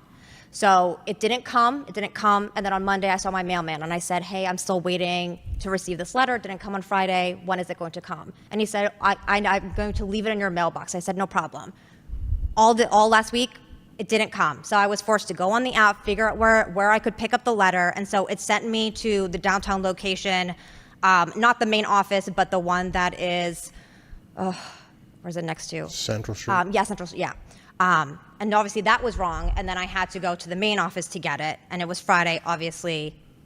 I needed to get this letter. Certainly. So Okay. it was in my hands on Friday. Okay, certainly, and I can empathize with that frustration, especially going around trying to find this. I just wanted to make sure that the petitioners did their end. This seems like more of a post office problem than a petitioner's problem. More so, but I didn't get notified until 5/29, which is still not that much advance notice of 6/10. Gotcha. So. Okay. Yes. So again, I get the concerns. I really hope the neighborhood gets passed because it seems like a nice neighborhood. gets past whatever way this vote goes and can move on from this, but I will be voting in favor of this. Thanks. Thank you, Mr. Harvey. The chair recognizes Mr. Nixon. Mr. Nixon, the floor is yours, sir. Thank you, Mr. Chair. Yeah, it shows here that on April 2nd, the abutters list did go sent out, so there was plenty of time from April 2nd to May 29th, you know. So there seems that there was a mill type of situation. You know, construction is temporary, so that's not going to be like a ongoing forever type of a project. I think the fact that the family lives there now and wants to stay in the neighborhood, an addition like that would actually just better the value of the property of theirs and then the neighborhood as well. So I'll be voting in favor as well. Thank you, Mr. Nixon. The chair recognizes Mr. Prokop. Mr. Prokop, the floor is yours, sir. Thank you, Mr. Chairman. Yeah, I did have that concern about the receipt of the notification. Because when I drove by, there was not a public notice on the property. So my question, what we've done in the past, Peter, is when there is no notification, if this individual, the one who voted is against it, if this was received on the 7th, when did the other abutters receive it? Because if there is concern about the property, and maybe there is more that's in support, I would have thought that there should have been a public sign out front. So how would we, I mean, it's the ask is minimum. It's a dual project, but I'm concerned about other people being notified. It sounds like because it was certified, if people aren't home, they can't get the letter, and so then they have to go to the post office or request it to be delivered. But in terms of the letter, as long as it's postmarked 2 weeks before the hearing date, which I believe would have been May 27th, then that's good to go. The sign should be up 2 weeks in advance of the hearing date. If it wasn't, So a public notice sign should have been up 2 weeks before. Yeah. So it could have fallen down or something. I don't know if they had it up, but there wasn't one because I looked. Yeah. There hasn't been one. So the public portion is closed, ma'am. But you can go ahead and.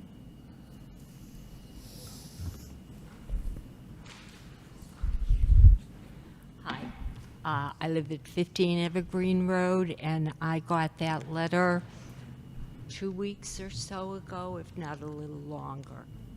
Okay. I'm home all day, so, you know, I don't have to go to the post office or anything. Okay? I appreciate that. So again, my concern is the fact that if other people didn't receive it, there should have been a public display out front saying request for permit or variance, whatever, and that was not there. So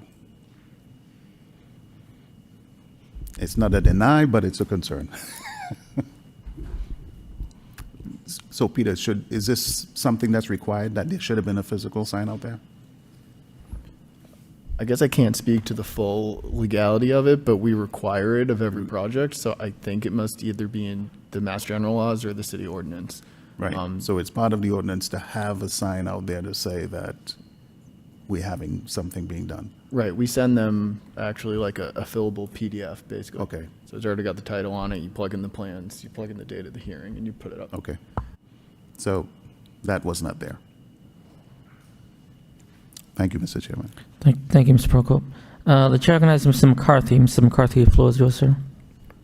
Thank you, Mr. Chairman.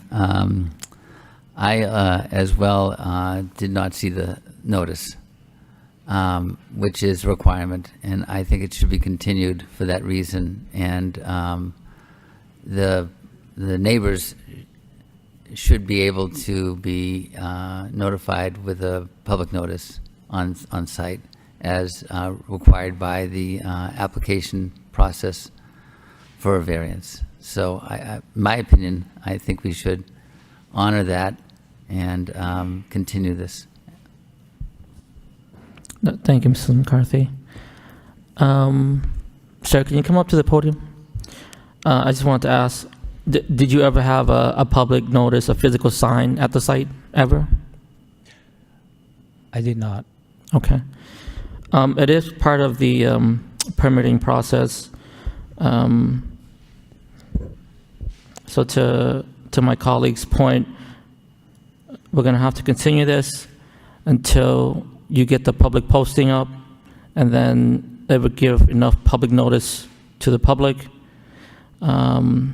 Katrumbis, when is our next available hearing for the agenda? So that way it'll give the applicant time to put the public notice on the site as well. They need at least 14 days, right, Peter? Yeah, that's it. So I was just pulling up the exact date. You guys have a meeting in 14 days. If they could go put one up right now, they probably can't. So I would the next suggest probably meeting July. is, Early, July I'm meeting 22nd. July is probably the best, if we have availability. Yeah, you do on the 22nd in July. Yep.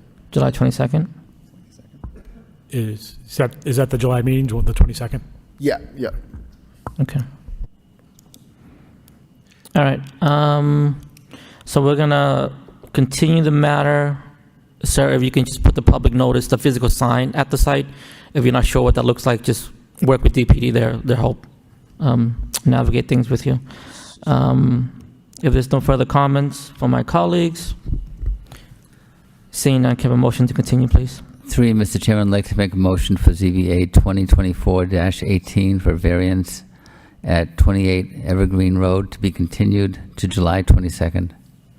Motion by Mr. McCarthy. Second. Second by the Vice Chairman. Can we have a roll call, please?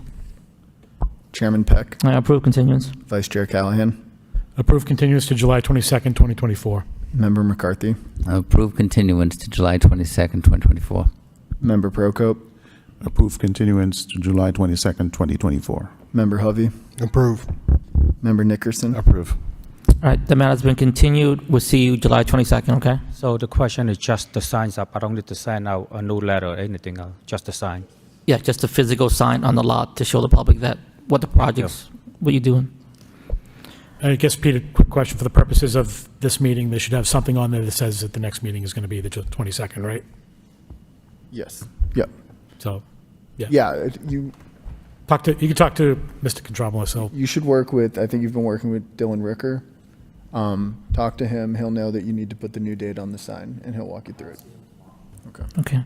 All right, thank you, folks. And just for the public, this is the public notice. There'll be no other notice regarding this petition. That's been continued to July 22nd. All right, moving on to new business. We're going to ZBA-2024-19, a variance. The applicant is 549 Westford Street, LLC. The applicant has applied to zoning board of appeals, seeking a variance approval to erect a freestanding sign at 549 Westford Street. The subject property is located in the traditional multi-family zoning district. The proposal requires a variance approval from the zoning board of appeals per section 6.3 to construct a freestanding sign in the TMF zoning district and any other relief required in the Lowell zoning ordinance. Oh, good evening, Counselor. Good evening. Thank you, Mr. Chairman. For the record, my name is John Geary of Geary & Geary LLP, 32 Church Street, Lowell, Mass. I'm here tonight representing the applicant, 549 Westford LLC, and with me tonight is Jim Dolan, the principal of the LLC. As the chairman mentioned, we're here tonight requesting a variance pursuant to 6.3 of the zoning ordinance, allowing for an existing sign to remain in place, which is located at 549 Westford Street in the traditional multifamily zoning district. Jim also owns the Morse Bayless Funeral Home and the property that business sits on, which is located at 122 Princeton Boulevard. The properties, 549 Westford Street and 122 Princeton Boulevard, abut each other to the rear. The neighborhood in which the property is located, as you probably all know, is a predominantly residential neighborhood, but there are several neighborhood businesses scattered throughout the neighborhood. We're about a 1/10 of a mile from the busy intersection of Stevens and Westford Street, where there are a cluster of neighborhood businesses. A couple of blocks west of this property, going outbound on Westford Street, there are additional neighborhood businesses. And we're about a 1/2 mile west of Couple Square, where there are many, many residential neighborhood businesses. All of those businesses have some form of signage, whether the signage is attached to the building or freestanding signs. And as you all know, the sign at 549 Westford Street is currently in place. Mr. Dolan was not aware of the fact that he needed a variance in order to erect the sign until the city notified him after the sign was up. He immediately contacted City Hall and started this process so we could get here before you. But there was no intent to subvert the zoning bylaws for the city. It was an innocent mistake. He's relatively new to the neighborhood, and so we're here before you asking for that variance. Fortunately, the sign that was installed was a tastefully designed sign. It's a double-sided sign, approximately 41 inches wide, 62 inches high. It's framed in with some pavers, adding a little bit of landscape design to the sign. The purpose of the sign is to provide directional information to the public visiting the Morse Bayless Funeral Home. That business has been in existence for quite some time. It's tucked away on Princeton Boulevard, at the one end of Princeton Boulevard. I'd suggest the quieter end of Princeton Boulevard. There have been countless instances over the many years of operation of that business where patrons or visitors to the funeral home have expressed to the previous owner and the current owner that they have had difficulty finding the funeral home and the parking associated with it. Considering that Westford Street is a primary street running through the Highlands and that Jim owns both 549 Westford Street and 122 Princeton Boulevard, it was a logical place to put the sign. By having the sign in place, I would suggest that there would be less of a need for visitors to the funeral home circulating through the neighborhood in order to find the business or the parking associated with the business, so it will have a benefit to the neighborhood. The sign is not currently illuminated in any manner whatsoever, but that the applicant is proposing to put 2 small spotlights on either side of the sign for illumination purposes. Obviously, he will comply with whatever electrical requirements, code requirements he needs to in order to do that. As is typically the case, the DPD staff issued comments relative to this application. The comments suggest that the size of the sign is well within the requirements of a freestanding sign, which are no more than 30 square feet. This sign is 18 square feet. Comments also state that the sign meets all other requirements of a freestanding sign, and the comments conclude that they would suggest or propose approval of the requested variance. Ultimately, the request before you tonight is to issue a variance to allow the existing sign to remain in place. There was a letter of support provided to the board members by Mr. Spiros Skinsakis. He owns 4 of the abutting properties to this property. He expressed in his letter that he has no concerns with the sign. It's a low-profile sign and tastefully done, and he's in support of the sign. So with that, I'll turn it back to Mr. Chairman. Happy to answer any questions that the board members may have or try to address any concerns that you have. All right. Thank you. Thank you, Councilor Gary. We're going to open the hearing to the public. Anyone wishing to speak in opposition? In opposition? In opposition, seeing none, that portion of the public hearing is closed. Anyone wishing to speak in favor? In favor? Hi, Fred Healy, Crusade Road in Westford. I'm the previous owner of the funeral home. And on a personal note, I would just like to say that I had several offers from different funeral directors to purchase my funeral home. I decided to sell it to Jim Dolan because the Dolan family has an impeccable reputation, and I knew that they would do, what they've done in Chelmsford and Lowell. I wish I had that sign when I was the owner, because after 5 o'clock, most of the secretarial staff or the office people would be gone, and we'd have a wait going on, and I'd have a call from somebody that said, I'm down at the 7-Eleven, how do I get to your funeral home? I'm at the former White Hen Penry, I'm at Market Basket, how do I get there? Now you're answering all these calls, especially for some older folks that don't have, access to GPS and that. A lot of people are coming through Drum Hill. It's a very low-profile sign. It's very tastefully done, so I would certainly be in favor, and it will help some older folks from, getting nervous and traversing the city in somewhat of a panic mode. So I think, I thank you for your time, and I would certainly support it. Thank you. Thank you, sir, for your comments. Anyone else wishing to speak in favor of this petition? In favor.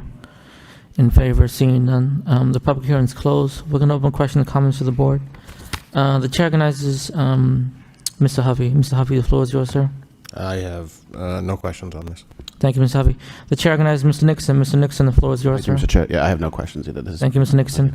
The chair recognizes Mr. Prokop. Mr. Prokop, the floor is yours, sir. Same, no questions. I would only say that the applicant, I think, is very tastefully done, and you practice what I practice at home, which is, you ask for forgiveness, not permission. Thank you, Mr. Prokop. The chair recognizes Mr. McCarthy. Mr. McCarthy, the floor is yours, sir. Thank you, Mr. Chairman. I happened to live in the neighborhood and noticed the sign and noticed it didn't come before us. I was like, but it is very, it fits in. It's set back well. It's not imposing, and I think I can support this. Thank you very much. Thank you. Thank you, Mr. McCarthy. The chair recognizes the vice chairman, Mr. Callahan. The floor is yours, sir. Yep, the sign is very well fully done. It's there to obviously help out people who try to get there, and now I'll know how to get there unless unfortunately I become a client. Hopefully that's not for a long. Hopefully that's not for a long time. So, thank you very much. Thank you, Mr. Chairman. I agree with my colleagues. The sign is tastefully done, and fortunately or unfortunately, these services are needed. I do know that Mr. Dolan runs a very professional business, so thank you for that. All right, if there's no further comments, we'll move forward with the motion. Through you, Mr. Chairman, I'd like to make a motion for ZBA 2024-19 for a variance at 459 Westford Street, and the variance is for a freestanding sign in a traditional multifamily zone. All right, motion by Mr. McCarthy. Second. Second by the vice chairman. Can we roll call, please? Chairman Peck. Approve. Vice Chair Callahan. Approved. Member McCarthy. Approve. Member Prokop. Approved. Member Hovey. Approve. Member Nickerson. All right, you've been approved. Wish you the best of luck. Thank you, and thank you all for your time. Thank you. All right, moving on to the next item on the agenda under new business. We have ZBA-2024-20. The petition is a special permit. The applicant is Paula Perez, property located at 325 Chelmsford Street. The applicant has applied to the Zoning Board of Appeals seeking a variance approval to erect an internally illuminated sign at 325 Chelmsford Street. The subject property is located in the Neighborhood Business NB zoning district. The proposal requires special permit approval from the Zoning Board of Appeals per section 6.3 for internally illuminated signage, variance approval per section 6.2 for the location of the signage, and any other relief required in the Lowell zoning ordinance. Good evening, folks. Good evening. My name is Paula Perez. My name is Andy Monsalve. I'm her son. Oh, good evening. You want to just tell a little bit about the sign and what you're doing? I'll speak on her behalf. Yeah, it's fine. Basically, she wants to put a sign right above the entrance. Let me see. I don't know if you guys have a... Do you have this in front of you? Okay. We currently don't have a sign. The diagram is not actually that accurate right now, but I want to put it here, right? So where the name of the business is actually written is where she wants it now. Okay. Yeah. And she plans to have it LEDs on the edge, and something I discussed with her was that might blind people, but it looks like she's not going to have that on it's not going to be on at night, so I don't think it'll be a problem. So It's a yellow light. It's not that bright. So if you let me turn it at night so people knows where I'm located, so people will be able to see it crossing by Chancellor Street. Thank you. If you have no further comments, we'll open up the hearing to the public. Anyone wishing to speak in opposition? In opposition? In opposition? Seeing none, that portion of the public hearing is closed. Anyone wishing to speak in favor? In favor? In favor? Seeing none, the public hearing is closed. We're going to open questions and comments to the board. The chair recognizes Mr. Nickerson. Mr. Nickerson, the floor is yours, sir. Thank you, Mr. Chair. So I see on the drawing it says the new signage, but then it says you're relocating an existing sign. So is that the name of your business? That's so you'll have two signs? No, it will be just one sign. Okay, so it's just where the new sign is. There's no relocating of a Because different one. there's multiple business in the building. Okay. So the purpose of my sign, because it's bigger than the other ones, it will be to locate it over here Yes. and relocate the existing sign right there, which is this one. Okay. Located on the side. Okay. That's just the only question I had. Thank you. Thank you. Thank you, Mr. Nixon. The chair recognizes Mr. Prokop. Mr. Prokop, floor is yours, sir. Thank you, Mr. Chairman. I'm sorry, is your business underneath the awning that says 325, or is that where just the address of the multiple businesses? That's the address of multiple businesses. And how far are you from the awning where it says 325? Oh, I'm all the way in the back of the building. Okay. All right. So I see you need the light so that people can get to your business. Yes. Got it.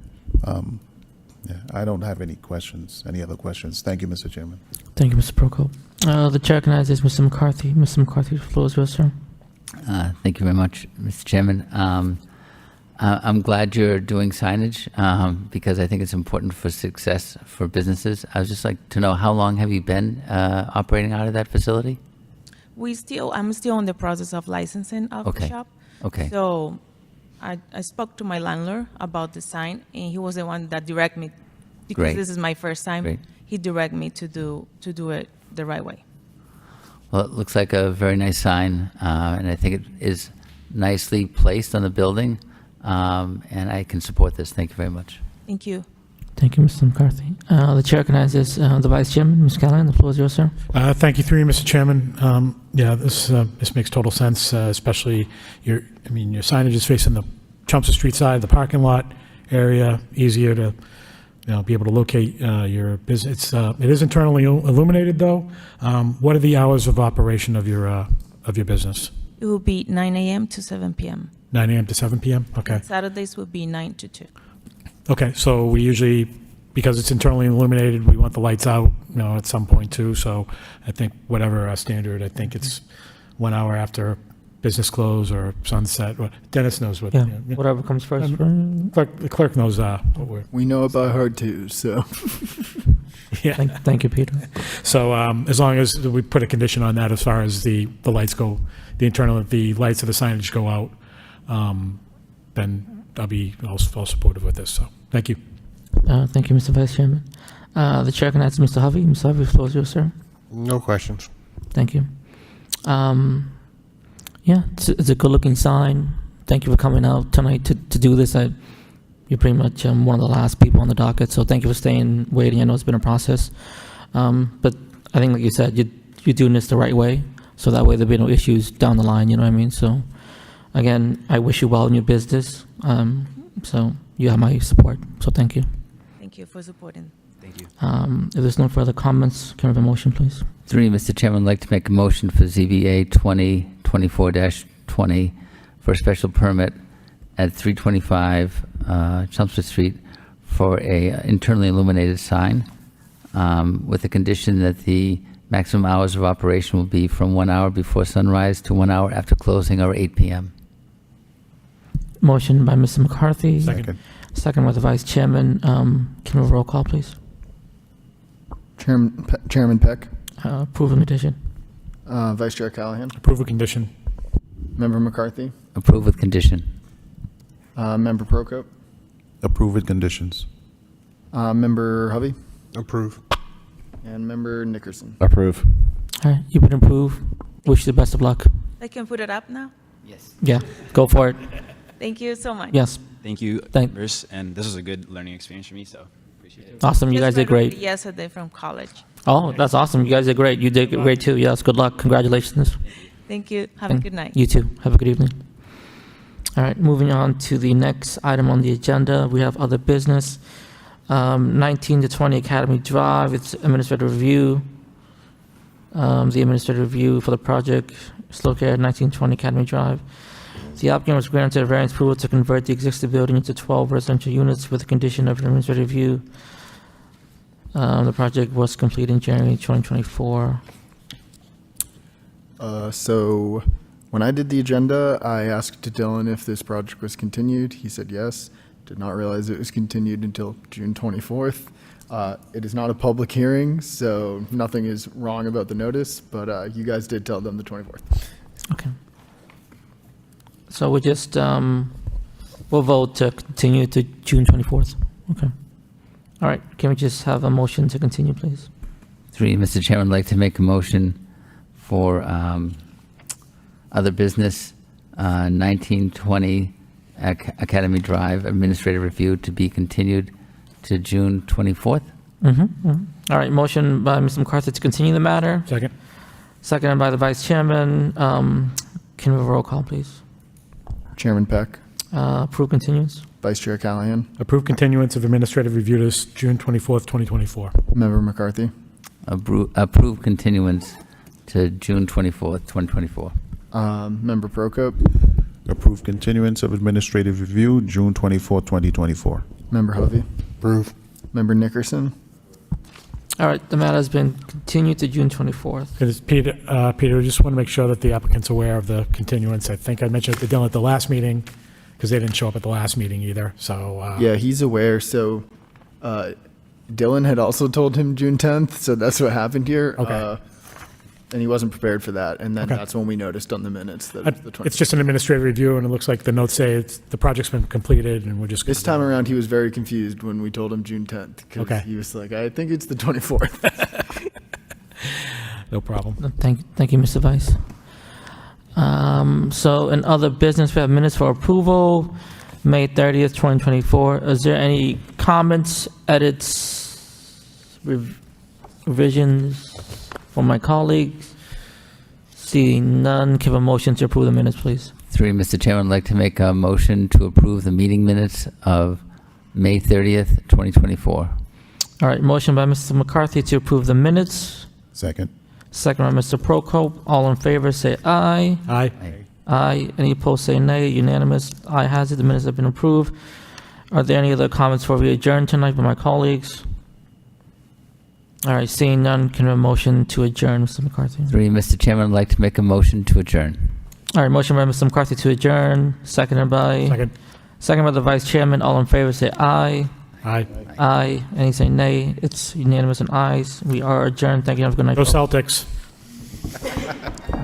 Ditto. Thank you. Have a good night.